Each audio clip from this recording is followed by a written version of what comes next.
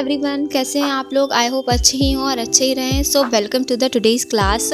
आज की क्लास की पहले बाद में बात करते हैं। पहले की क्लास की आई होप आपने बहुत अच्छे से प्रैक्टिस की होगी, क्योंकि जितने आप प्रैक्टिस करेंगे उतने ही आपका मतलब क्लास देखने का कोई फ़ायदा होगा। प्लीज़ क्लास लेट के ना देखें, लेट के भी देख सकते हैं, हमारा क्या, हमारे तो व्यूज़ बढ़ेंगे, पर मैं आपके भले के लिए कह रही हूँ कि लेट के ना देखें। अपने सारे इक्विपमेंट्स, अपने सारी चीज़ें अपने पास रख के प्रैक्टिस करें क्लास देखते देखते। हमें भी बहुत अच्छा लगेगा अगर हमारा कोई स्टूडेंट बहुत अच्छी तरक्की करे। ठीक है, तो अभी हम चलते हैं नेक्स्ट क्लास की तरफ। आज हमने जो लास्ट क्लास में अपनी फ्लावर्स वगैरह बनाने सीखे थे, लीव्स बनानी सीखी थी, तो फ्लावर और लीव्स की कॉम्बिनेशन से हम कैसे कोई बहुत अच्छी डिज़ाइन बना सकते हैं। देखो, आज मैं बेसिकली नेगेटिव फीलिंग का थोड़ा सा यूज़ करूँगी। नेगेटिव फीलिंग होती क्या है, उसको कहाँ कैसे यूज़ कर सकते हैं, और वो इतनी ज़्यादा ट्रेंड में क्यों है आजकल, ये सब मैं आपको आगे की क्लास में बताऊँगी, जिधर एडवांस क्लासेस चलेंगी। लेकिन आज की क्लास में मैं आपको बताऊँगी कि ये फ्लावर और लीव्स को मिक्स करके आप कैसे कोई भी डिज़ाइन, मतलब बूटे जैसी डिज़ाइन, थोड़ा सा होता है ना, आपको थोड़ी सी जगह भरनी है, किसी के हाथ में कोई नहीं कहता थोड़ी सी डिज़ाइन लगा दो, वो कैसे बना सकते हो। तो देखो, यहाँ पे वही ट्विस्टेड मैंने रोज़ फ्लावर बना लिया है। अब मैं ट्विस्टेड रोज़ फ्लावर के ऊपर और नीचे की तरफ लीफ बना के उसको साइड से डार्कली कवर कर दूंगी। तो इससे क्या होगा कि आपका एक छोटा सा बूटे की तरह, ब्रॉच की तरह एक डिज़ाइन बन जाएगा, जो कि बहुत प्यारा लगता है। आप किधर भी यूज़ कर सकते हो। मान लो आपको कोई सेंटर की डिज़ाइन फिल करनी है, वहाँ पे भी यूज़ कर सकते हो। आप थोड़ी अरेबिक स्टाइल में डिज़ाइन लगा रहे हो, इसको वहाँ पे भी यूज़ कर सकते हो। तो देखो, यहाँ पे मैं 3 लीव्स ऊपर की तरफ और ठीक 3 लीव्स नीचे की तरफ बनाऊंगी। ये जो मैंने कोमा शेप डिज़ाइन बनाई है, ये हमेशा अपोजिट डायरेक्शन में रखेंगे। जब भी आप सेम डायरेक्शन में रखोगे ऐसी सारी डिज़ाइन, तो क्या होता है, सिमेट्री ख़राब हो जाती है। देखो, मैंने हर बारी कहा है कि मेहंदी लगने के बाद, रचने के बाद सारी तरह की सुंदर लगती है, बट अगर आप इसे as a professional mehndi art की तरह आप इसको यूज़ करो, तो आप ये सब गलतियाँ ना ही करो तो अच्छा है। क्योंकि कोई भी अगर ध्यान से देखेगा और एक्सपेक्ट करेगा आपसे कि नहीं आप बहुत अच्छी मेहंदी लगाते हो, तो ये सारी गलतियाँ मैटर करती हैं। तो आपको बहुत ज़्यादा ध्यान देना है कि जो भी आप कैरी वगैरह, मोर वगैरह के आगे फर्दर जब एडवांस क्लासेस में शेप वगैरह बनाओगे, तो उनका मुँह का डायरेक्शन क्या है, ये मैटर करता है। क्योंकि जब भी आप डिज़ाइन लगाओगे तो वो एसिमेट्रिक दिखता है। आप कितना भी कह लो कि नहीं इतना फ़र्क नहीं पड़ेगा, रचने के बाद सारी बढ़िया लगेंगी, लेकिन वो दिक्कत करेगा। तो यहाँ पे देखिए, मैंने बाहर की तरफ से डार्क कर दिया, तो एक ये ब्रॉच जैसी डिज़ाइन बन गई है। अब आप ये मैंने यहाँ पे सिंगल रोज़ का फ्लावर बनाया है। आप इसको चाहो तो 3 भी बना सकते हो, 4 भी बना सकते हो, 5 भी बना सकते हो। और फिर मैं वही बात करूँगी, सिमेट्री की बात है। कितने भी आप बना रहे हो, आपको सिमेट्री का हमेशा ध्यान रखना। तो यहाँ पे मैंने फ्लावर नंबर 1 बनाया है, और यहाँ नीचे की साइड में फ्लावर नंबर 2 बनाया है। ये मैंने छोटे फ्लावर बनाए हैं, मेरे पास जगह कम थी, और ज़्यादा भी हो तो मैं क्यों ज़्यादा पन्ने बर्बाद करूँ।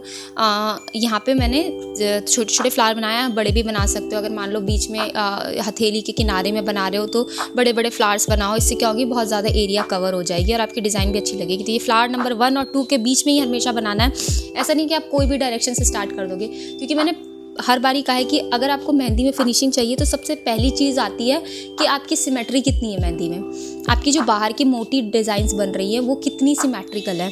ठीक है, तो यहाँ पे मैंने ऊपर की तरफ 3 लीव्स बना दिए, नीचे की तरफ 3 लीव्स बना दिए। तो ये ब्रॉच तरह की डिज़ाइन हो गई। अब मैं इसको बाहर से नेगेटिवली फिल कर दूँगी। देखो, नेगेटिव फिलिंग की एक मैं बेसिक डेफिनेशन दे देती हूँ। नेगेटिव फिलिंग की डेफिनेशन ये होती है कि बेसिकली हम कोई भी डिज़ाइन बनाते हैं तो उसमें अंदर की तरफ फिलिंग करते हैं, लेकिन अगर हम ठीक उल्टा कर दें, बाहर की साइड से फिल करने लगे, जहाँ पे से मतलब फिल नहीं होना चाहिए, वो एरिया कवर करने लगे, तो उसको नेगेटिव फिलिंग कहते हैं। तो यहाँ पे मैं नेगेटिव फिलिंग का यूज़ करके बाहर की आउटलाइन को चौड़ा कर दे रही हूँ। और ये देखिए कितनी प्यारी एक उभरी हुई ब्रॉच तरह की डिज़ाइन उभर के आई है। और हमेशा याद रखिएगा, ये जितनी भी डिज़ाइन है रचने के बाद बहुत अच्छा कलर छोड़ती हैं। तो ये बच्चों के हाथ में आप बहुत फ्रिक्वेंटली छोटी छोटी डिज़ाइन यूज़ कर सकते हैं, क्योंकि बच्चे बहुत ज़्यादा हाथ पे मेहंदी रखना नहीं चाहते हैं। आप जस्ट ये डिज़ाइन लगाओ, पाउडर डालो एंड हैंड वॉश करा दो 10 मिनट के अंदर अंदर, और ये इतना अच्छा स्टेन देगी कि मैं क्या बताऊँ आपको खुद लगेगा कि अरे वाह, ये तो कितनी बढ़िया चीज़ है। तो यहाँ मैंने रोज़ बनाए। आप रोज़ ना बना के सीधा 3 जलेबी बना के भी, 2 पत्ते निकाल के भी छोटी सी डिज़ाइन बना सकते हो।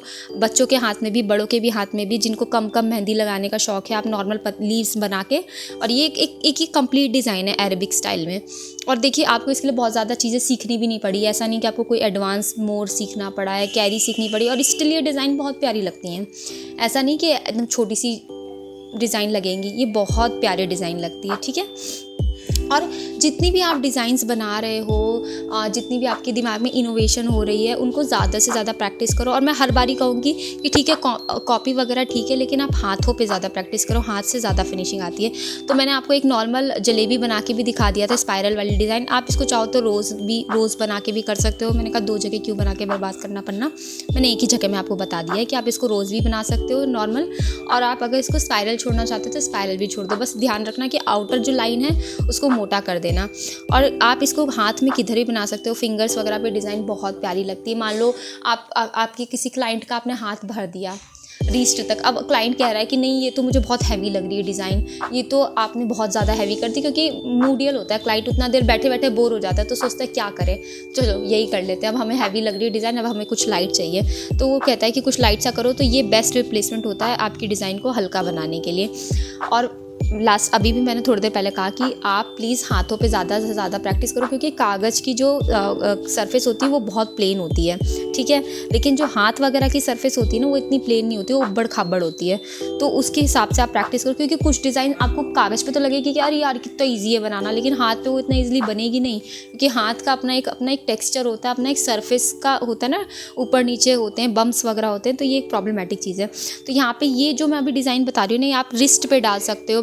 मान लो अगर आपको रिस्ट से मेहंदी स्टार्ट करनी है, एक सीधी लाइन डाल के आपको लग रहा है कि यार ये कैसी सी लग रही है, अजीब सी लग रही है डिज़ाइन, नहीं आपको कुछ बल्कि चाहिए रिस्ट पे, कि ऐसा लगे कि हाँ कुछ कंटिन्यूटी है, कुछ एक सिमेट्री है, तो उसके लिए आप ये डिज़ाइन यूज़ कर सकते हो। इससे इसमें आपको क्या करना है, एक पहले रोज़ का फ्लावर बनाना, उसके ऊपर 2 पेटल्स दे देने हैं। आप पेटल्स भी दे सकते हो, लीफ भी दे सकते हो, मैंने यहाँ लीफ बनाई है।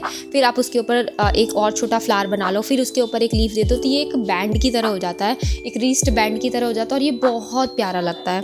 और है ना, इससे ऐसा नहीं लगता कि अचानक से डिज़ाइन स्टार्ट हो गई, ये क्या आधा आधा सा कटा कटा सा हाथ लग रहा है, नहीं, एक थोड़ा सा कंटिन्यूटी रहती है डिज़ाइन के बीच में, तो ये बहुत प्यारा लगता है। और अब अभी आपको लग रहा है कि नहीं ये थोड़ा बेल मुंडा टाइप लग रहा होता है ना, थोड़ा ऊपर से सरफेस प्लेन लग रही है, तो आप इसमें थोड़े से लीव्स भी बना सकते हो, ठीक है। अगर लीव्स ना बनाना चाहो तो डॉट भी डाल के छोड़। सो आज की क्लास के लिए इतना ही, इसको अच्छे से प्रैक्टिस कीजिएगा, मिलते हैं नेक्स्ट क्लास में, तब तक के लिए बाय बाय।